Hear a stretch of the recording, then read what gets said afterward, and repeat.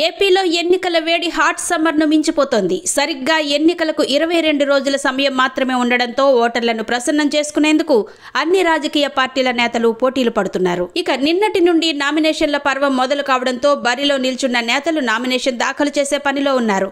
కుప్పంలో టీడీపీ అధినేత చంద్రబాబు తరపున ఆయన సతీమణి భువనేశ్వరి నామినేషన్ వేశారు. వేలాదిగా తరలి వచ్చిన టీడీపీ శ్రేణులు అభిమానుల మధ్య ఊరేగింపుగా ఎన్నికల రిటర్నింగ్ అధికారి కార్యాలయానికి చేరుకున్న భువనేశ్వరి నామినేషన్ పత్రాలను ఎన్నికల అధికారికి సమర్పించారు. ఈ సమయంలో ఆమె తమ ఆస్తులను ప్రకటించారు. ఇద్దరికీ కలిపి 931 కోట్ల ఆస్తులున్నట్టు తెలిపారు. ఇది 2019 ఎన్నికల నాటి ఆస్తులతో పోలిస్తే 39% పెరిగినట్టు తెలుస్తోంది. 3 కోట్ల విలువైన బంగారం, డైమండ్స్, వెండి ఆభరణాలున్నట్టు తెలిపారు. అలాగే చంద్రబాబుపై 24 కేసులున్నట్టు పేర్కొన్నారు. హిందూపురం నుండి నామినేషన్ దాఖలు చేసిన బాలకృష్ణ సైతం తన ఆస్తుల వివరాలను వెల్లడించారు. మొత్తం బాలయ్య పేరిట 81.63 కోట్ల ఆస్తులున్నాయని అఫిడవిట్లో పేర్కొన్నారు.